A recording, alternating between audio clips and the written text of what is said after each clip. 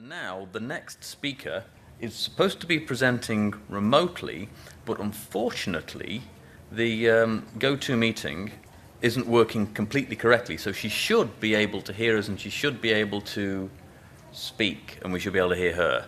Are you there, Pauline? Yeah. Hey. Hi, everybody. Hello, Pauline. Sorry? Can you hear me? She doesn't sound like a robot. Yes, that's right. She's the robot that we have remotely to pretend that We'll see if we get away with it. At the end, we find out it's Google. That's not right, Pauline, is it? You're an actual real person. Yeah, I'm a real person. I'm actually French. I think you can hear it from my accent. And I'm not an AI. I'm real for sure. All right. So because things aren't working entirely correctly with the screen sharing technology, Pauline's going to give her talk, and she's going to be going through her slides at her desk in France. Paris. Are you in Paris, Pauline? Yes, I'm in Paris. In Paris. And every time she gets to the end of her slide, she's going to say next slide, and I'm going to press this button here. So we're going to do this the old-fashioned way. Is that all right, Pauline? In which case, I will let you carry on, and I will be your button-pushing robot. Okay, great.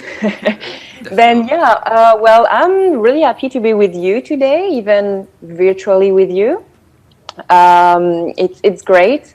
I actually only heard the speaker before me. It was really, really interesting, and I have so much pressure now on my own, but I will do my best. So next slide, please. Done. I guess you're like, who is My Science Work? So yeah, My Science Work is my company, obviously, and I'm joining it only last January, so I'm still a rookie there. But this company was founded in 2010 by a nanotechnology engineer because she was thinking that the world of science was was not open enough, actually. She had trouble to find publication and to communicate with other scientists. So she found My Science Work, first of all, to communicate more about science between scientists, but also with like the normal people, kinda. And so yeah, basically My Science Work was a social network platform for scientists. And now, since a few years, we start providing a suite of solutions for researchers, but not only, also private sector R&D company for the management of their scientific data. And you can see some like key numbers. We have about 7 million publications on our website, any field in science, so it's quite a lot. And we're still a small company, but we dreamed about being bigger, of course. Next slide, please. So yeah, I'm here today to try to show some trends for the future in the project and service about decision making with AI. Next slide, please. So I'm gonna try to like split my speech in 3 main points. So first of all will be the data management. Second of all, the peer review methods, and then the visibility and the discoverability of the data. If you can go to the next slide. So yeah, what I say, I'm going to start with the data management. Because even before even thinking about applying artificial intelligence on the data for decision making, we need to think about the data themselves. You cannot have anything if your data is not clean, if your data is like, you have to be able to read things into your data. So we witness a change of the paradigm between big data versus actionable data. And actionable data is actually the data you have collect, and is it clean? So this clean data, you can actually use them and apply machine learning, for example. And you have also to understand that this work is a huge work. Like, you cannot just say, oh, that's okay, I have some data. It's easy. We're going to put some robots and we're going to have like an awesome tools for decision making. No, it's actually a little bit difficult than this. And we actually also see the amount of data raising and still growing now. So it's really difficult for institutions right now to manage the data. So I say we can apply it in machine learning. For example, you can use them to deduplicate the data, which is really important if you want to have good results. You can also standardize them, which is really important as well. I will be more specific about the standardization later. For example, there are really easy for you to visualize it. It's you can think about the smart crawler on the web pages. So that's machine learning. It's gonna help you to go through your data. So as I said, I'm gonna go to the standardization part. So it's really a big issue because the critical point about standardization is the possibility to navigate from one format of data to another, because everybody is kind of working on their own. We just have to take the language as example. Like, I'm French, I'm trying to have a language standards where I can navigate from French to English. So we need to do the same with our data. And for example, there are for the bibliographic data, there are so many standards like Dublin Core, MARC, RDF, XML, and so on. So the issue is real, and it's really hard to go from one format to another. However, everybody wants to extract intelligence from data.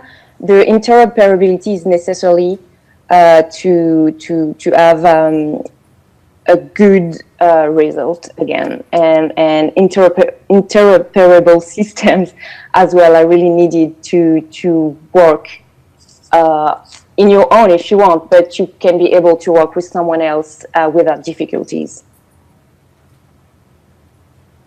I'm gonna go to the next slide, please.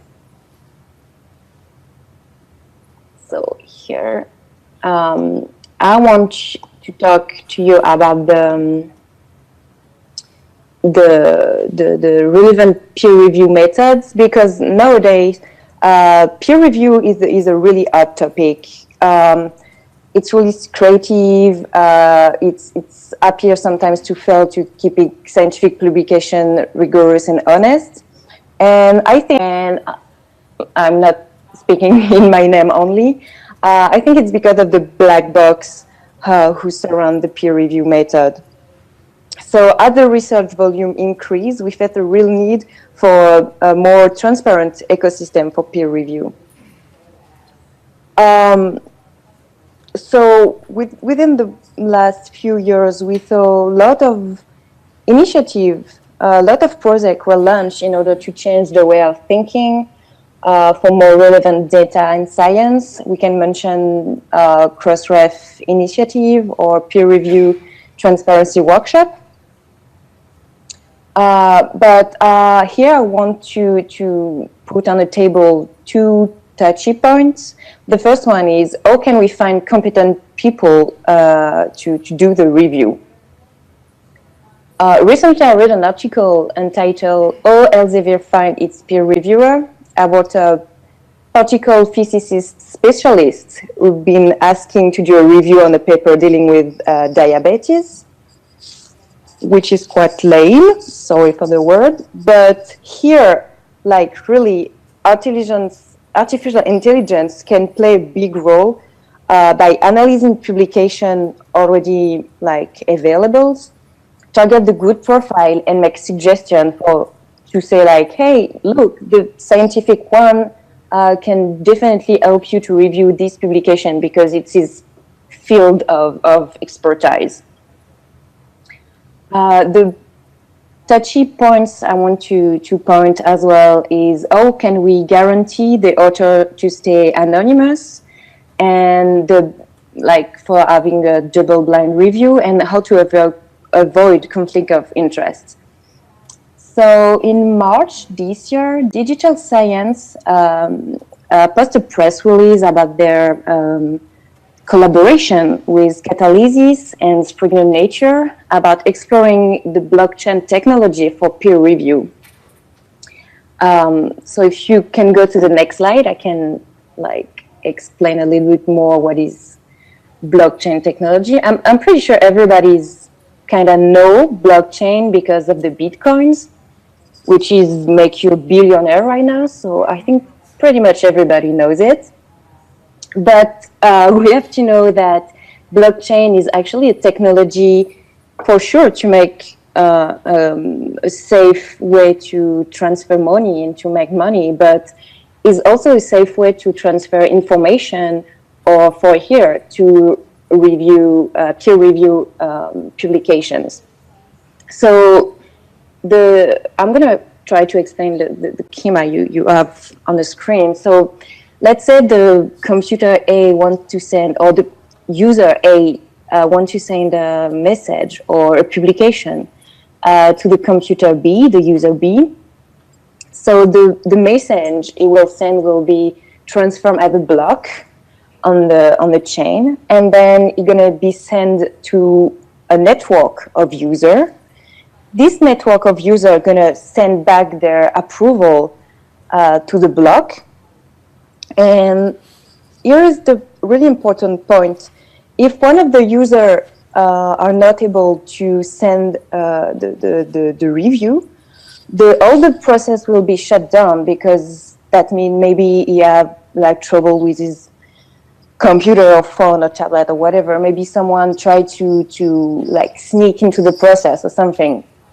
And so it makes the process really sure and clear. So if the process is still going on and all the network are okay with the message or with the money transfer, whatever, the block will go back in the blockchain, and then the user B will have this message.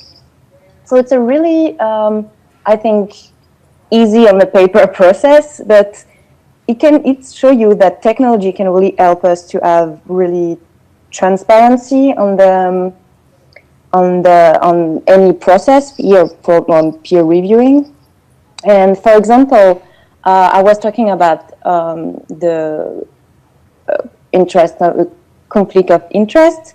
So in the network, when people are reviewing the publication, for example, if we identify that one of the reviewers have a conflict of interest, the process will be shut down, and then at the end, the peer review will be as transparent and as honest and as safe as possible.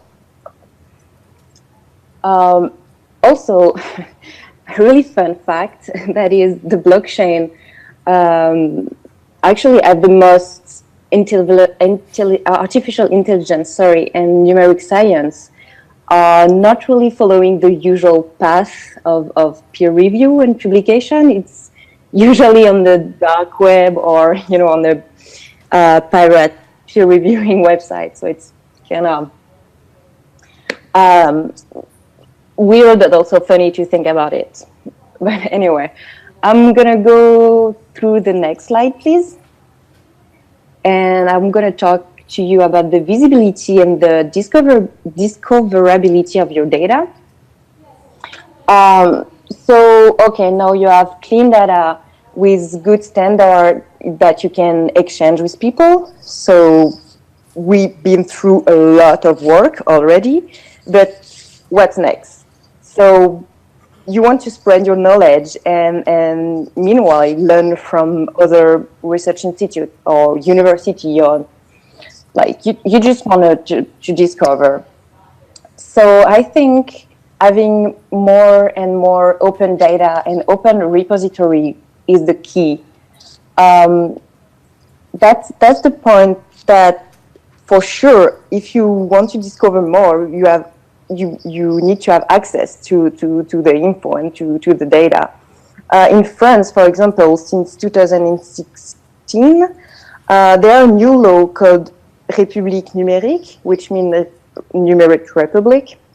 And so it says that one author of a scientific writing, even if he gives the exclusive right to a publisher, has also the right to make available in an open format and for free the final version of the manuscript on like open repository. And especially if the science was financed by the state or some Europe funds, or like public money, kind of as we say in France.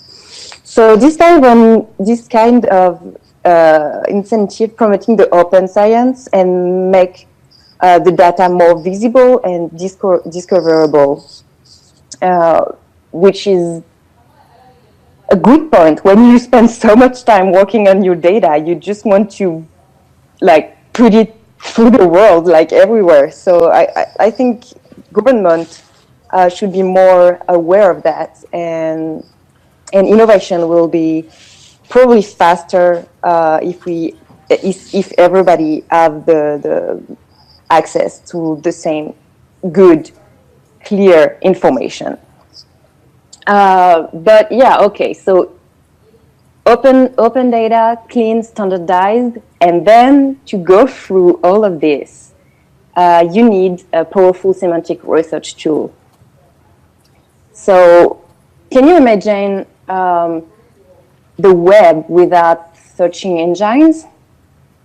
It would be so weird. We would be like ending up jumping from web pages to web pages randomly without really knowing, or like, what are you looking for? What I'm going here? So if you use actually a semantic research tool as Elasticsearch, for example, which is an open source program, it sounds simple like this to see like, oh yeah, of course we need a tool for semantic research, but it's not that obvious. And database search functionality are not enough to be able to retrieve relevant data quickly.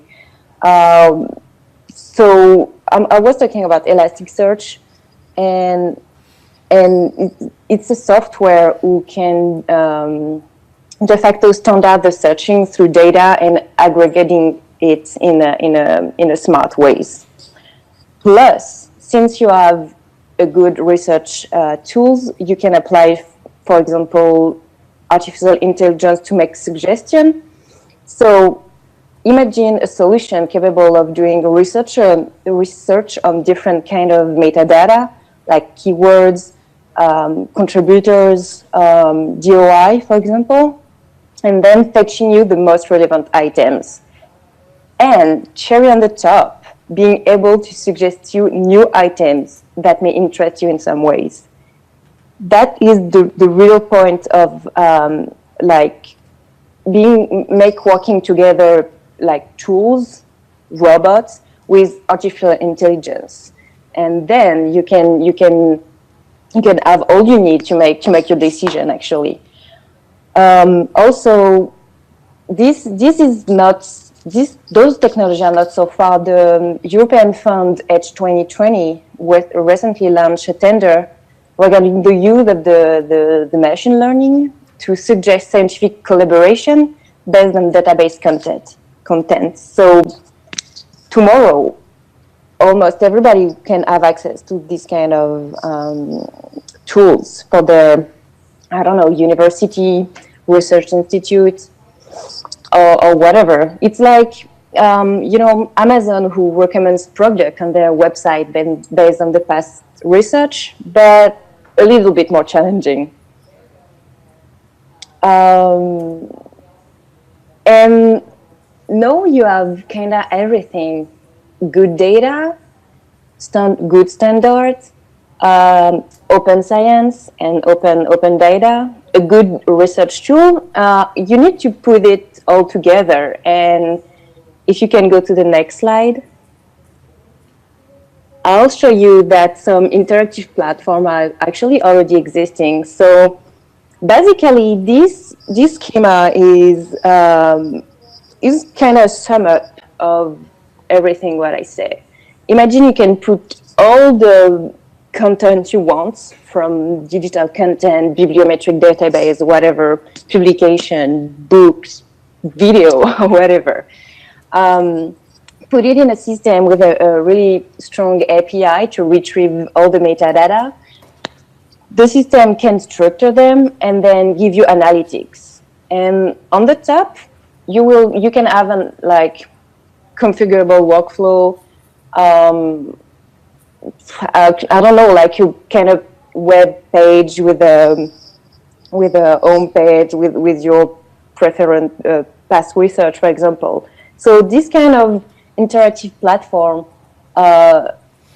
is, in my view, the future, and every university or research center need to have enough tool and enough possibilities to, from scratch, from big data, to have actionable data, and then analytics, and then from there you can, of course, use artificial intelligence, and it will help you to make good decision making. That's the way it is. It seems very simple like this. You have to think about all the work it needed to. So if you can go to the next slide, and it will be my last and my conclusion. That was I was saying, like, do not neglect the amount of work the data requires. So yeah, to retrieve all the metadata and then clean them, standardize them, it can take you weeks, months, maybe more. But it's really important to have this at the beginning and from the start. Why choose open source? Well, it seems pretty obvious to me, but for sure, more the data will be open and accessible, more you have choice, and more your decision will be taking with all the information you can have. So open source for me, and open access and open science are the future of innovation and decision making. Well, at the end, I'm going to be kind of Westworld input, but at the end, can any AI take the place of the human being? At the end, we're still making the decision, and it's important to, I think, have like this power, kinda. So yeah, this is my last point. Let's stay human. I'm a real person again. I'm not an artificial intelligence, and I thank you very much for listening to me.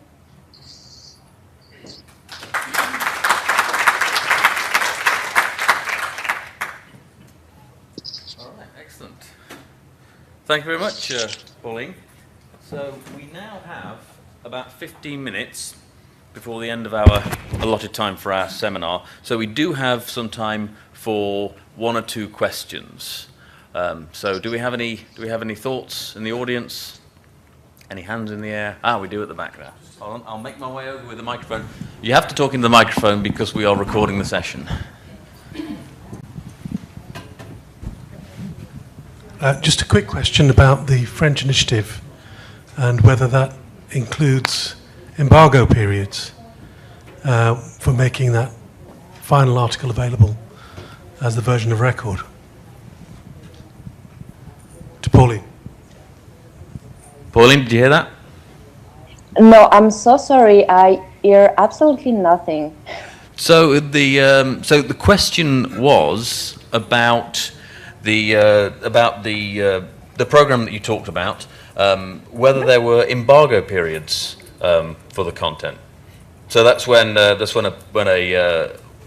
piece of content is published, then there is a length of time before it can be made open and used.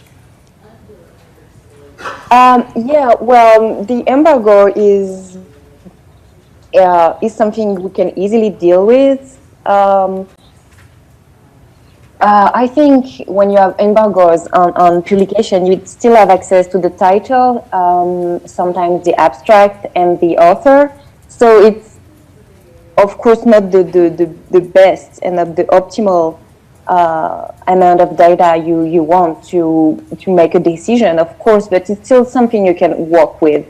And it's still something you can clean and standardize and put into a system to element a system to give you analytics, for example. Excellent. So I have a question. So Pauline talked a lot about open repositories, and of course not only the content repository, document repositories, but also data repositories. And you, John, talked a lot about the different types of artificial intelligence techniques and programs and so forth. But one of the things that we haven't touched on, particularly in the first half, is the use of AI techniques on experimental data sets. We talked a lot about content and text mining, but we haven't talked about processing experimental research data. So what do you think, and this is for all of the panel, is there a role for publishers or librarians in that space facilitating it or providing the technology? What does the future look like for us and for that area of what AI can do? Who wants to go first? I've got things to say for sure. Okay. In fact, one of the things I really wanted to cover in my talk, but with my 25 minutes that I pushed up from 20 anyway, I wasn't able to, is that my talk was really about why scholarly communication needs AI, but I really wanted also to think about why AI needs us in scholarly communication, and I think this ties in quite nicely, because artificial intelligence has very different requirements to, it has specific requirements for data, and in order to make good models, you normally need the negative results as well as the positive results.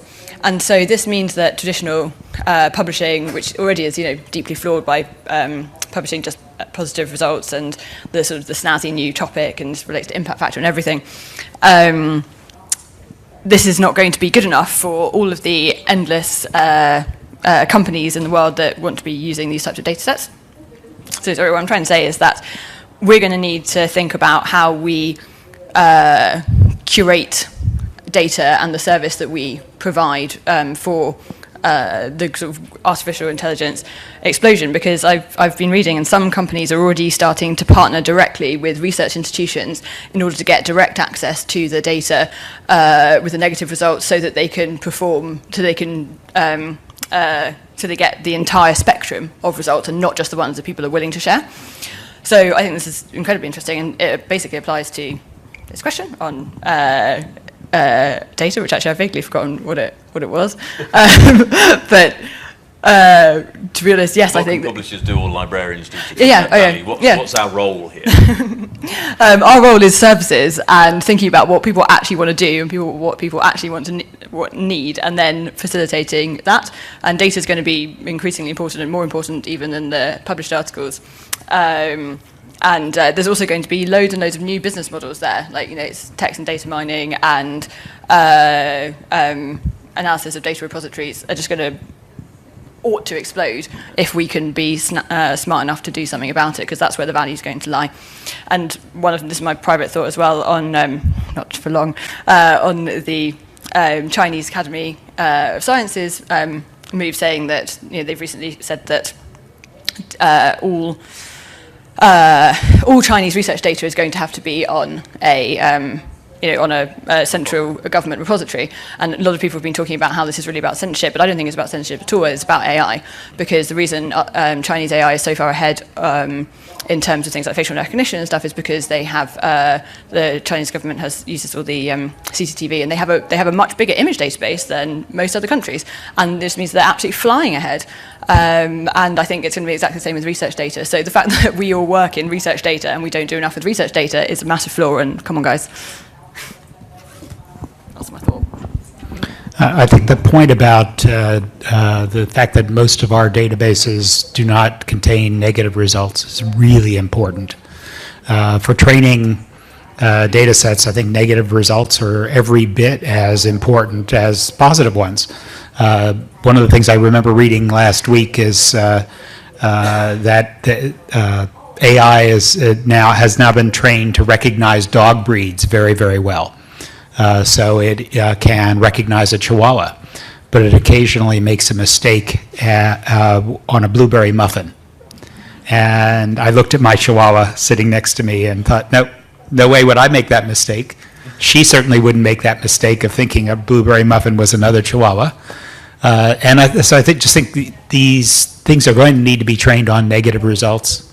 And that may be a reason we're going to have to start at least incorporating negative results into databases. I don't know that they'll ever go through publication systems the way we now organize them, but it may be that negative results really can be handled through mega journals of particular sorts.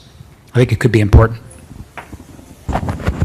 Thanks, and I mean, just remember when you're trying to look at your Chihuahua, just to put your glasses on, because that will help. But in terms of kind of experimental data sets and the need to kind of have and acquire data, I think it's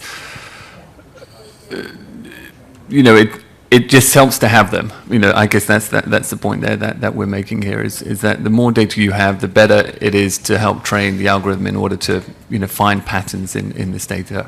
There may be one sense in looking at if we're only looking at kind of data which has impact through what has been cited. What about data which hasn't been cited? Because an awful lot of literature kind of doesn't get cited, and there's a sense there that may give an interesting insight as well.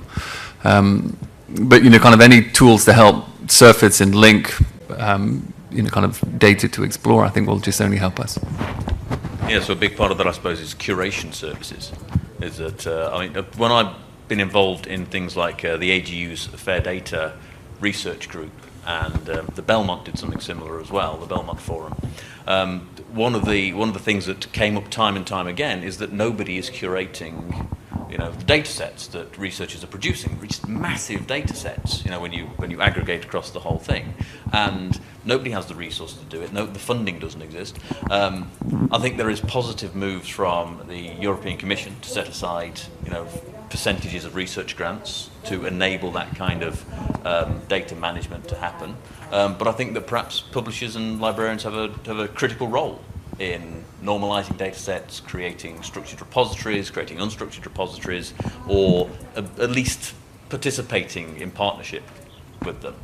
Yeah, and I mean, just referring our own platform, Web of Science, I think you can search related data sets now through the data citation index. So we are trying to surface these. I think that's been, that was a net new enhancement. So that's another way of trying to just expose data to that point of use. Which is about kind of using references, I guess, more cleverly in a way. Yeah. Pauline, any thoughts before we see if there's another question? No, well, I think everything was just said, so go on for the next question. Right, somebody have a question. There we go. Okay. Wait for the microphone, otherwise the people at home won't be able to hear you. Thank you. Okay, John, you were talking about how AI can detect John. Hi, Wire, John. how AI can potentially detect emerging trends, emerging concepts, new authors. one of the challenges for publishers actually is in conferences. And a conference for a publisher is scheduled 6 to 9 months ahead of time. And you want to make sure that conference you're talking about emerging concepts, right? You don't want to be, if you're planning the conference now, what's relevant in 9 months is way different. So my question around all of that is, for AI to be able to make important decisions about what's emerging, where do you get that content from? Because it seems to me you can't analyze existing research papers, because then you'll be figuring out what was talked about then and not in the future. So how do you get access to content so that the AI can make intelligent decisions about that? That's a really good question. It's the million-dollar question. The interest among the editors we were working with in Emergence, it was clear that the data sets to use for this are not solely publication data sets. In working with one editor in particular, I was surprised to learn that the funding data sets are not good for this purpose in his particular field, which was cardiovascular research. He said, nope, conferences are better than the funding data sets, which just totally surprised me. It made us rethink where we were going for our information. And the challenge with mining conferences is, of course, there's no cross-ref for conferences.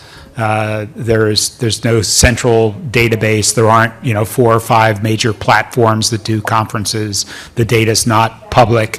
It's not necessarily even accessible under subscriptions. So it's really hard to mine conference data. The tool called Horizon Scanning that Meta has uses 200 different data sources. If you send me an email, sac@highwire.org, I'll send you the white paper they have on that, which lists a couple dozen of them. I don't think it lists 200 of them. It's a pretty sophisticated white paper. It has math in it that I had to stare at and say, what was this again? But it suggests that you have to look in a lot of different places, not just conference proceedings. So you'd look in GenBank, for example, and start to see what is starting to be populated rapidly in terms of data being reported. I can't remember too many of the other data sets, but there are quite a few of them. Emergence is a hard thing because all of our databases are lagging the origin of the concept, especially publication databases. Yeah, just one observation. So I attended a search and retrieval conference last year, and one of the vendors who was speaking was, using Twitter feeds, for example. And their, kind of existing business model at the time was to, can we sell our service to journalists? Because they obviously know journalists want to write about groundbreaking stories, kind of hot off the press. But they realized that journalists didn't actually have any money to subscribe to the service. So a little bit more thought went into the business model, and they realized actually the people who have money and want to know groundbreaking news are traders, kind of on the stock market. So they kind of repositioned. The common here is that, they're using Twitter feeds to monitor, kind of topics, hot topics, emerging topics, and that's kind of almost kind of now content, which hasn't even yet been classified. It's just kind of almost kind of verbal. Well, you can describe Twitter as what you want, but it's it's people's almost thoughts as to what's going on right now. So arguably, kind of there could be a business model on kind of a Twitter feed from your conference to then mine it and then kind of use that to help predict what it is that people may be talking about. But kind of the point there is that we're now moving kind of, I think Phil mentioned it earlier, kind of the alt metrics where you have kind of these social indicators where they're different data sources. They're not necessarily curated data sources, but it's still an interesting data source to look at, and it can tell you something interesting, but you do need to be able to mine it. You can contact Twitter, for example, and get access to their Twitter feed, and you can do some research projects on that if that's an interest to extend into. But yeah, there are different ways of accessing this information. I think it's just trying to apply it to your kind of particular use case, and sometimes that's what we haven't necessarily answered, is my sense from here, is that there's an emergent question, but you don't necessarily see a solution in front of you. But you can sense that, well, I know AI can do this, and I know Twitter has that. Can't we just get the two together and then help me make a better decision? And hopefully, what the vendors or companies will start thinking it through. And that's kind of the innovator game, where we're getting these new ideas, which will then suddenly shift the business model, and people are then starting thinking about data and practicing it in very different manners. And I think that's this AI transformation that we're just looking at now. So maybe what you'd mine for emergent stuff for conferences would be the questions that are posed at the ends of the articles in the discussion section, because that's where people are pointing to what they next want to get funding for. That's interesting. It's the questions that are interesting, not the answers.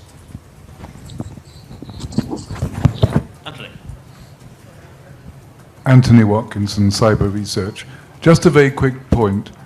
I've been doing quite a lot of work looking at people's use of data sets. The trouble is, and bringing conferences too, there's so much variation in the reliability of the data that gets deposited. Now, publishers are doing something. For example, there's Dryad, there's Pangea, where publishers are working together with a repository to save things. We know what we're doing. They know what they're doing. But in conferences, they're ranked within, say, the engineering community very severely. They know what is good and worth going for. But in other areas, it's not quite clear. An outsider doesn't know. For example, the Joint Genome Institute, anybody in the field knows that people put in a lot of crap because there's no monitoring. Anybody could put in what they like. At least they did a year ago. I'm sorry, I may be out of date. This is true of quite a lot of well-known data banks. The people in the immediate field know, but we don't know, and there's no way of outsiders knowing at the moment the way things are structured. I think that goes partly to our role, doesn't it, as curators? Go on. Yeah, I agree. And it's about how people say, oh, will AI get rid of jobs? And no, likely to create them because whole new things will be necessary. And again, I think all of this ties together into the idea of creating value and value pools and how these will shift over time. And in some ways, AI is just a useful one example, one lens that we can use to suddenly put into the spotlight and the sunlight the fact that a lot of the time we are supporting research, but actually when you talk to scientists, we're not actually doing a very good job of it a huge amount of the time. So I think it's a useful lens to think about what is doing science, what do people want to know, where is the value going to be in the future, and what can we do to facilitate that. And I think, like you said, talking about emerging topics, we're going to go increasingly further back in the, we can always see all the focus on articles, or now everyone's excited about preprints, now everyone's excited about grants, and like people are waking up to the fact that what people do in research on a daily basis maybe is not being reflected by any of the services that we offer. Yeah, I think Pauline might have some thoughts on this. Did you hear the question, Pauline? Actually, I have some trouble with my connection, so I cannot hear half of the purpose. I'm really sorry. I wish I could answer, but unfortunately, I'm not going to be able to answer that question. Well, so the question was about the quality of data sets that are available. Very often practitioners within a field know that a particular data set is of poor or excellent quality, but it's not necessarily immediately apparent to people outside of that field, particularly from the point of view of information professionals, publishers, perhaps even librarians. So what can we... And often researchers too, other researchers in adjacent fields. So what can we do to address that quality issue? And just very quickly, because we're just running over time now. Well, the quality issue is actually needs more than 2 minutes to be addressed. But I think the peer review method when it's going to be more transparent and more clear, that what I'd say in my presentation definitely will be allow us to have access to more the quality of the publication will be raised because of the peer review method, I think. Excellent. So, last thoughts on that, John?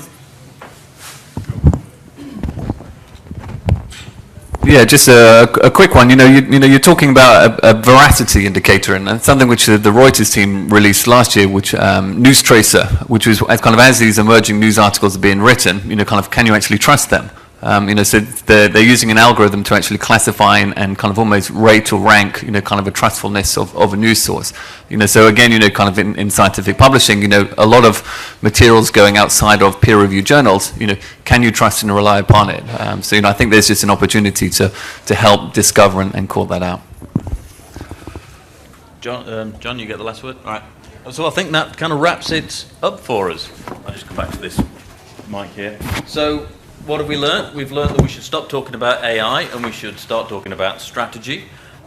We have learned that there is certainly a lot of potential value in detecting emergence, although it's a very, very hard problem. We have learned that AI can assist us in helping us make better decisions.